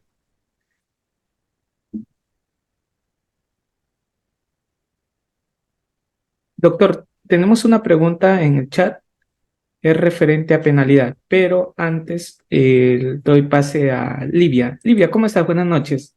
Adelante, por favor. Buenas noches, doctor, y buenas noches con todos. Mi pregunta es simple. ¿Qué pasaría si es que al momento de contratar con el Estado, en este caso con una municipalidad, has previsto entregar una cierta cantidad, por ejemplo, ¿no? De bienes, mangueras para cualquier uso? Pero pasa que en el presupuesto inicial te has confundido, tuviste un error de cálculo. Por ejemplo, si las mangueras necesitabas pues 85,000 soles, pero tú pusiste que era 40,000. ¿Podrías ampliar el plazo para poder subsanar ese error? ¿Se puede? Esa era mi pregunta, doctor. Gracias. Ampliar el plazo para subsanar cuál error. El error de cálculo inicial. Por ejemplo, yo le dije a la municipalidad, el requerimiento de la municipalidad necesita 85 mangueras, ¿no? Para poder hacer cualquier obra pública, ya. Y yo le dije, sí, tengo las 85 mangueras para poder darte. Y cuesta 40,000, pero ya cuando vamos a revisar, a avanzar, y cuesta pues 100,000 soles. Pero ¿y Eh, cómo más plazo te ayudaría a resolver ese problema? no hay plazo, no hay forma, o No, pero por eso, o sea, para entenderte, ¿cómo para más poder plazo? ver el tema del cálculo. Claro, pero por eso te pregunto, ¿cómo más plazo te ayudaría a resolver ese error de cálculo? No podría ser posible, ¿verdad? Es que Para más buscar plazo, más en el mercado. En el mercado tal vez algo menos, porque estarías regalando todo, ni siquiera las ganancias, nada. Eh, Ok, doctor, entendí. Gracias, disculpe. es que ahí no tienes un problema de plazo, ahí tienes un problema de forado de caja. Buena suerte. Excelente, doctor. Muchas gracias. Continuamos, doctor, ya que tenemos 15 minutos para cerrar la exposición. Había otra pregunta, dijiste. Ah, sí, doctor. Referente a penalidad, nos dice, buenas noches. Si un proveedor de bienes, en lugar de entregar el bien a entrega un bien a B y fuera del plazo, cuando se percatan en la entidad área usuaria, cuando se requiere, indica que no existe en el mercado el bien A. ¿Se aplica penalidad por el retraso o se resuelve contrato? Uy, Gracias. esa es una muy buena pregunta y aunque, bueno, con más de una solución, para ser honesto. ¿Ya? O sea, si tú entregaste B y lo entregaste fuera de plazo, ya hay un incumplimiento de plazo que va a ser penalizado. ¿Ya? Esto de plano, ¿no? Y hay un cumplimiento de plazo que va a ser penalizado. Parte uno. Parte 2. Pero resulta que no tenías que entregar B, sino que tenías que entregar A. Aquí lo que realmente corresponde hacer es que la entidad te diga con una carta, he revisado lo que me has entregado, yo te pedí A y tú me has entregado B. Ven y recoge lo que me has dado y te doy un plazo no mayor a 10 días para que entregues lo que yo te he pedido bajo apercibimiento de resolver el contrato. Si en ese plazo tú no cumples con entregar A, la entidad te va a resolver el contrato, va a ejecutar la carta fianza y va a informar al Tribunal de Contrataciones del Estado para que te inicie un procedimiento sancionador. Pero en un escenario surrealista y que no más de,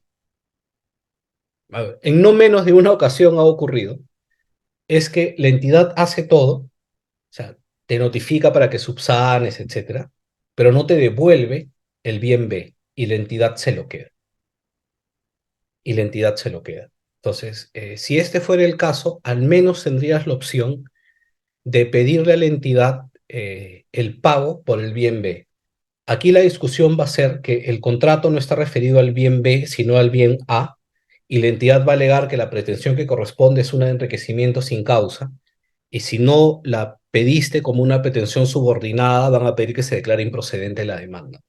Y se abre ahí todo un espectro, pero sí, en algún momento de mi carrera yo he visto un caso muy similar, de repente en el año 2010, en que había que, y y encima era bienes muy parecidos, ¿no? Era para un proyecto de educación física en una dirección de educación en la ciudad de Moquegua, si es que mal no recuerdo,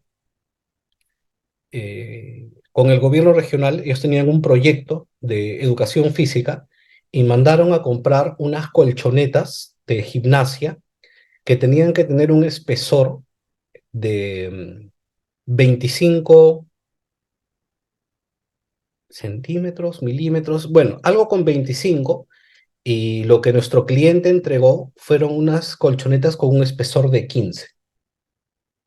Claramente no era lo que la entidad había contratado, pero lo curioso fue de que a pesar de que debido a esto la entidad resolvió el contrato, el proyecto tomó las colchonetas y las utilizó para el día del lanzamiento del proyecto, o sea, las emplearon y hubieron fotos que salieron en el periódico, en la web de la entidad, etcétera, y luego las usaron regularmente en el programa de entrenamiento con las personas que participaban del proyecto, ¿no? Y esto fue lo que nosotros alegamos en el arbitraje. Dijimos, o sea, ya, ok, yo sí reconozco que le he entregado a la entidad un bien con una característica distinta y que este es el motivo por el cual la entidad no otorgó una conformidad, sino que más bien me requirió la subsanación. Y como yo no subsané porque no tenía los bienes, la entidad me resolvió el contrato. Yo lo reconozco y esto no está en discusión. Lo que está en discusión es que la entidad no me devolvió los bienes.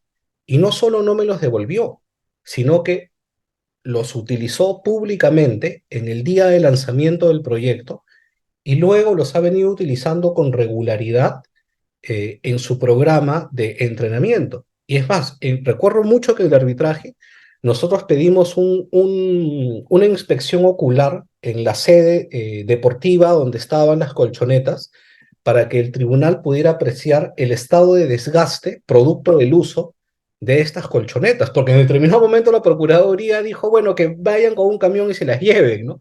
Y nosotros dijimos, ¿cómo me llevo algo que tú ya has usado? Más bien lo que corresponde es que me pagues. Pero bueno, cuando hicimos la demanda, sí, como había un contrato, pedimos como pretensión principal el pago, pero reconociendo que se había entregado un bien distinto a aquel que era objeto del contrato, pedimos como pretensión subordinada el reconocimiento del enriquecimiento sin causa por el costo de adquisición de las colchonetas, ¿no? Lo cual logramos acreditar con las facturas de compra. Claro, perdimos la utilidad, pero bueno, el enriquecimiento sin causa es así, pues, ¿no? Lo que recuperas es el valor de adquisición, no la utilidad. ¿Contesté la pregunta con eso? Sí, doctor, muchas gracias. Hay Estamos otra, hay a otra 10 minutos, pregunta. doctor. Sí, hay otra pregunta de Benja que dice, me dieron buena pro, pero no cumpliré con ejecutar la obra. ¿Cuál sería cuál sería la penalidad? Bueno, si te han dado la buena pro, pero no vas a ejecutar la obra, te van a aplicar el 10% de penalidad por mora, eh, te van a ejecutar la carta fianza de fiel cumplimiento y te van a llevar al Tribunal de Contrataciones del Estado con un procedimiento sancionador. Así que piensa bien esa posición de no ejecutar la obra. Ah, hay otra pregunta de Angélica que dice, si existe un contrato vigente, la entidad tiene la obligación de pagar al proveedor. Si no paga, la entidad incurre en alguna penalidad. Ya, esa es una muy buena pregunta. Lamentablemente no. Y por eso decíamos de que siempre el tema de penalidades hay que verlos con pinzas, porque claro, en un contrato comercial, ambas partes tienen la obligación de penalizarse mutuamente por sus incumplimientos, ¿no? En los contratos que se celebran al amparo de la Ley de Contrataciones del Estado, solo el Estado puede aplicar penalidades. Y claro, lo que dice el reglamento de la Ley de Contrataciones del Estado es que el contratista tiene derecho a solicitarle a la entidad el pago de intereses cuando hay demora en el pago. Y claro, es el interés legal y bueno, en función a la envergadura del contrato, el interés legal siempre será algo bastante irrisorio, valgan verdades.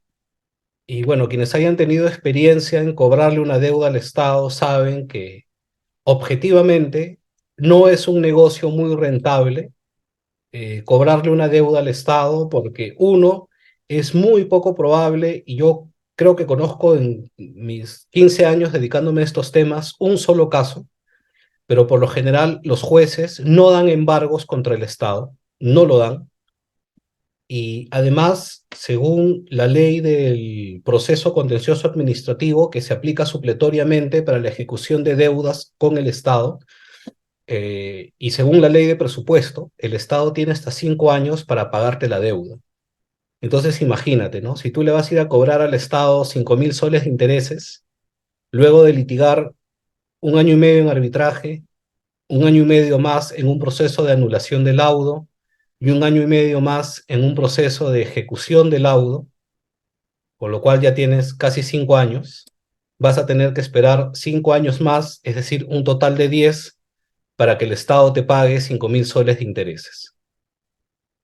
Sumado a la pérdida del valor del dinero en esos 10 años, sumado a los honorarios que le habrás pagado a tus abogados, no sé siquiera si valga la pena iniciar un litigio para el cobro de los intereses, ¿no? Y claro, este es solamente uno de los muchos ejemplos en los cuales, objetivamente hablando, este asunto de la equidad en las prestaciones entre el Estado y el contratista termina siendo simplemente una buena declaración de intenciones. Claramente el Estado tiene una ventaja que muchas veces y sobre pretexto de la salvaguarda del interés público termina convirtiéndose en una cláusula que permite el abuso de las facultades que tiene el Estado contra el contratista, entre muchas otras cosas, ¿no?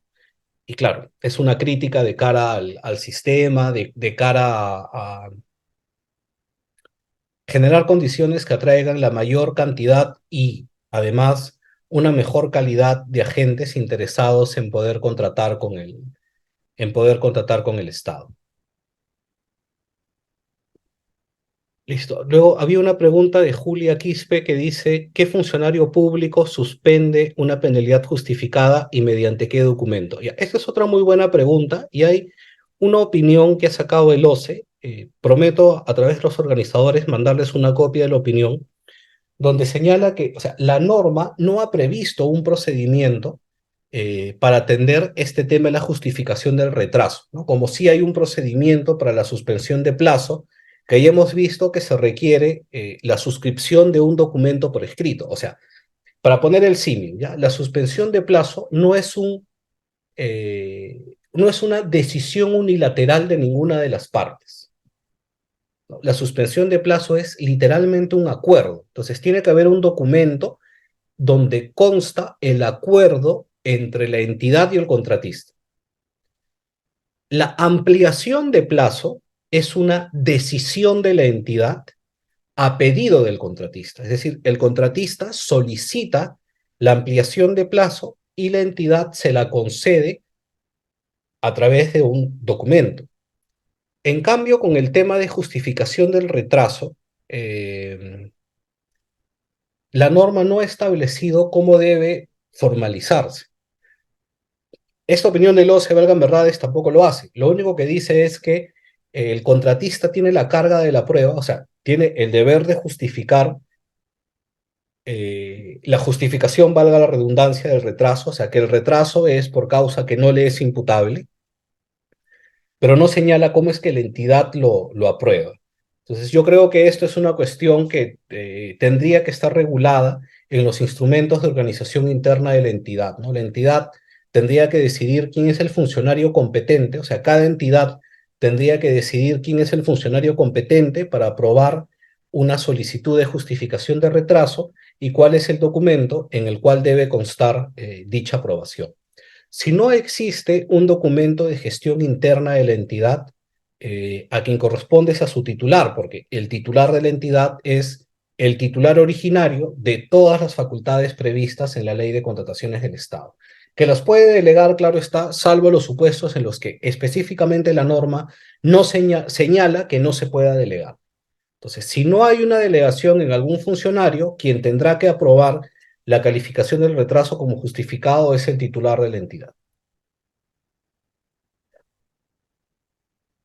Ok, entonces, ahora sí, para cerrar la clase, hablemos de la ampliación de plazo.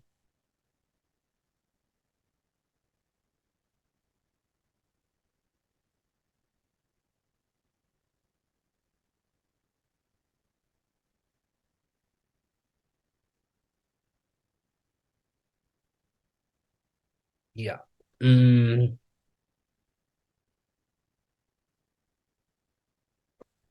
Ok, voy a hablar de la ampliación de plazo utilizando el artículo 197 que aplica a obras, porque bueno, para bienes y servicios es simple y llanamente decir que la ampliación de plazo se solicita cuando hay una causa que no es imputable al contratista, nada más. Entonces, como el tema de obras es un poco más extenso, mejor voy a explicar la ampliación de plazo para el contrato de obras. El artículo 197 del reglamento dice que el contratista puede solicitar la ampliación de plazo por cualquiera de las siguientes causales, ajenas a su voluntad, siempre que modifique la ruta crítica del programa de ejecución de obra vigente al momento de la solicitud de ampliación de plazo.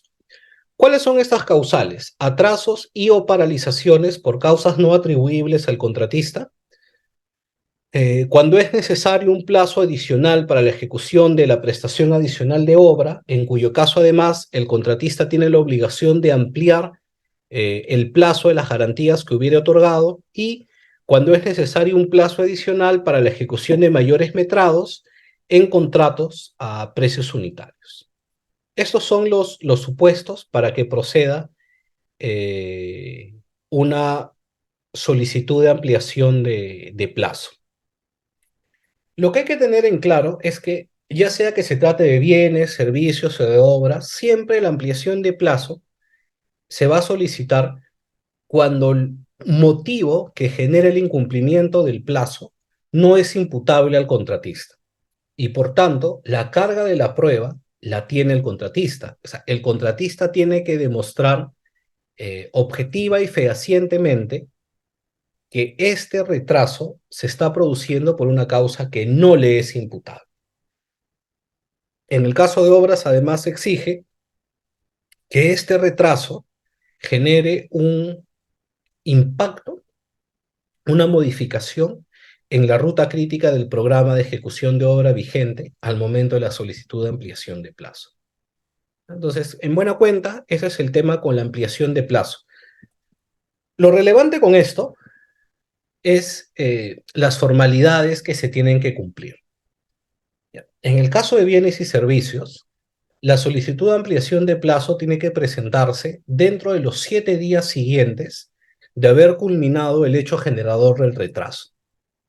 En el caso de obras, se exige además que se anote en el cuaderno de obra el inicio y el final de la causal invocada y que la ampliación de plazo se solicite dentro de los 15 días siguientes de haber culminado el hecho generado. Entonces, por eso les decía cuando hablamos de la justificación del retraso, que la solicitud de ampliación es una cuestión muy formal. Y aun cuando tú tengas la razón en el fondo, si no has cumplido con estos requisitos de forma, la entidad válidamente va a denegar la solicitud de ampliación de plazo. Así de formal es este asunto de la solicitud de ampliación de plazo. ¿Alguien tiene alguna pregunta sobre la ampliación de plazo?